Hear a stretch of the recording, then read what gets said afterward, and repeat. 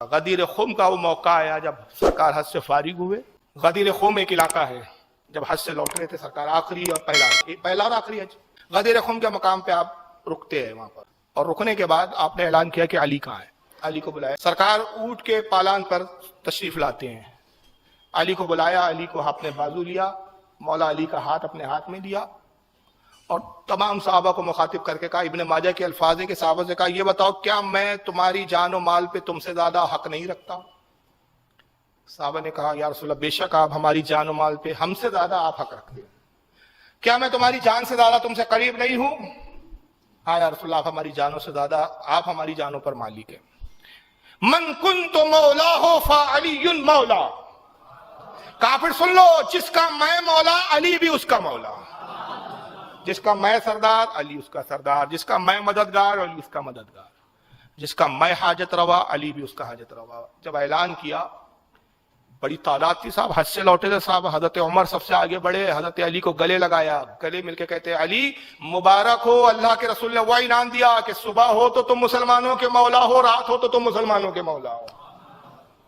اچھا، اس حدیث کے بارے میں یہاں کچھ علمی بات کرنا چاہ رہا ہوں، بڑی اگر آپ سنیں، لیکن میں چاہتا ہوں کہ ایسا مزاج بنے ہمارے یہاں بھی. قصے کہانیاں تو ہوتی ہی رہتی ہے، لیکن علمی باتیں بھی ہو.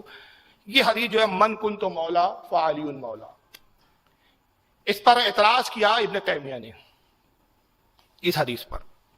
اس میں میری ایک مستقل تقریر بھی نیٹ پہ ڈلی ہوئی ہے، میں اس میں سے کچھ باتیں آج آپ کے سامنے پیش کر رہا ہوں، نیٹ پہ ڈلی ہوئی ہے. حالانکہ ابن تیمیہ کا اعتراض آیا، اور اس پر بہت سارے وہابیوں نے، ابن تیمیہ سے لے کر پھر محمد بن عبد الوہاب نجدی تک، پھر اس کے بعد عبد الوہاب نجدی کے بعد پھر وہ جناب شوکانی ہیں ان کے، اور جو کون سے، یہاں تک کہ وہ اندھا تھا ان کا عبداللہ بن باز، سعودیہ کا مفتی اعظم، اس نے بھی اپنے فتاوی مقالات میں لکھا کہ یہ حدیث صحیح نہیں ہے، کیونکہ فضیلت ان کو ہضم ہوتی نہیں ہے. اور ابن تیمیہ کے ہی سارے جملوں کو انہوں نے راگ الاپا. ابن تیمیہ نے کتاب لکھی، تیمیہ اس حدیث کے بارے میں کہتا ہے کہ ترمذی کے علاوہ اس حدیث کو کسی اہم کتاب میں نہیں لکھا گیا، اور امام بخاری نے اس حدیث پر طعن کیا ہے. یہ ابن تیمیہ کا کہنا ہے، یعنی امام بخاری نے اس حدیث کو ایکسپٹ نہیں کیا، قبول نہیں کیا، اس حدیث کا انہوں نے طعن کیا، یعنی اس کو طنز کیا اس حدیث پر کہ صحیح نہیں ہے. لہذا جب امام بخاری جیسے محدث نے اس حدیث کو صحیح نہیں مانا، لہذا یہ حدیث کی کوئی اصل نہیں ہے. یہ ابن تیمیہ کا بہت بڑا جھوٹ ہے، اور اس جھوٹ کو آج تک غیر مقلد نام نہاد اہل حدیث دھوتے آ رہے ہیں، اور اس حدیث کو صحیح نہیں مانتے ہو، اور اس پہ بڑے تبصرے کرتے ہیں، مذاق اڑاتے ہیں، معاذ اللہ. اس کے کچھ ویڈیوز بھی ہے. میں یہاں پر ابن تیمیہ کی جہالت اور اس کے جھوٹ کے 7 جوابات دے رہا ہوں، اور وہ جوابات میں اس حدیث کی فضیلت آپ کو پتہ چلے گی. انہی جوابات میں 7 جوابات ہے. پہلا یہ کہ امام بخاری نے اس حدیث پر طعن نہیں کیا. یہ سب سے پہلا جھوٹ بولا ابن تیمیہ نے.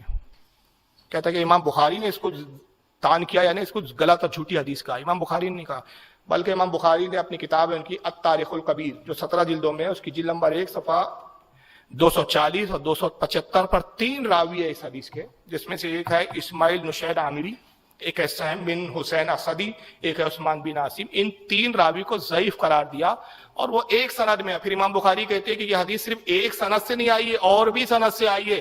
جن سندوں میں یہ 3 راوی ہے وہ سند ضعیف ہے، لیکن جن سندوں میں یہ 3 راوی نہیں، وہ سند مستحکم میں مضبوط ہے.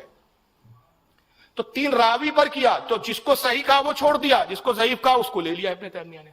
تو پہلے تو علمی خیالات اس نے یہ کہ پہلا جواب ہے. اب دوسرا جواب آپ سنیں گے اس حدیث کے بارے میں تو چونک جائیں گے. یہ واحد وہ حدیث ہے جس کو سننے والے 50,000 کم و بیش صحابہ اکرام ہیں. وجہ کیا ہے؟ سرکار حج سے فارغ ہوئے، غدیر خم کے مقام پر آئے، تو جو کچھ مکہ کے صحابہ تھے مکہ میں ٹھہر گئے، جو کچھ آس پاس کے صحابہ تھے وہ آس پاس کے گاؤں میں چلے گئے. جس وقت رسول اللہ حرم میں خانہ کعبہ میں حجۃ الوداع کے موقع پہ آخری طواف فرما رہے تھے، قربہ ارشاد فرما رہے تھے، 1,24,000 صحابہ اکرام تھے. اب 1,24,000 میں سے اگر یہ بھی ہم مان لیں کہ آدھے صحابہ چلے گئے، تو تب بھی کم سے کم موٹا موٹا 60 70 75,000 تو تھے، 65,000 تو تھے. چلو 60 بھی مت پکڑو، 65 بھی پکڑو، تو کم از کم 50,000 صحابہ تھے جو غدیر خم میں اس حدیث کو رسول اللہ کی دہن مبارک زبان مبارک سے سن رہے تھے.